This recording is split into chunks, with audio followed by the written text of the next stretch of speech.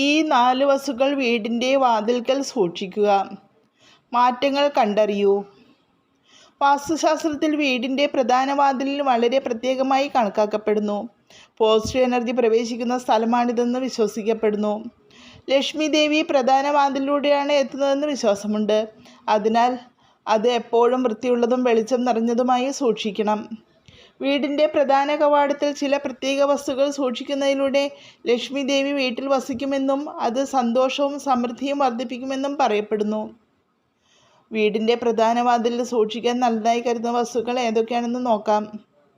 വാസ്തു അനുസരിച്ച് പ്രധാന വാതിലിൽ സ്വസ്തി ചിഹ്നം സ്ഥാപിക്കുന്നത് ശുഭകരമാണ്. ഈ ചിഹ്നം നെഗറ്റീവ് വികാരങ്ങൾ നീക്കം ചെയ്യുകയും പോസിറ്റീവ് എനർജിയുടെ ഒഴുക്ക് വർദ്ധിപ്പിക്കുകയും ചെയ്യുന്നു. ലക്ഷ്മി ദേവിയുടെ പ്രതീകമായാണ് തുളസിയെ കണക്കാക്കുന്നത്.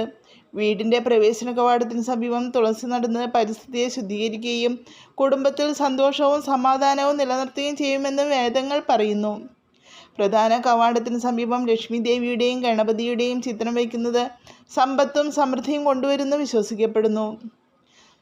വീടിൻ്റെ പ്രധാന കവാടത്തിൽ സൂര്യദേവയന്ത്രം സ്ഥാപിക്കുന്നത് നെഗറ്റീവ് എനർജി നീക്കം ചെയ്യും. ഇത് വീട്ടിൽ പ്രകാശത്തിൻ്റെയും ഊർജത്തിൻ്റെയും പ്രവാഹം നിലനിർത്തും. ഐശ്വര്യത്തിൻ്റെയും ഒഴുക്ക് നിലനിർത്തുകയും ചെയ്യുന്നു.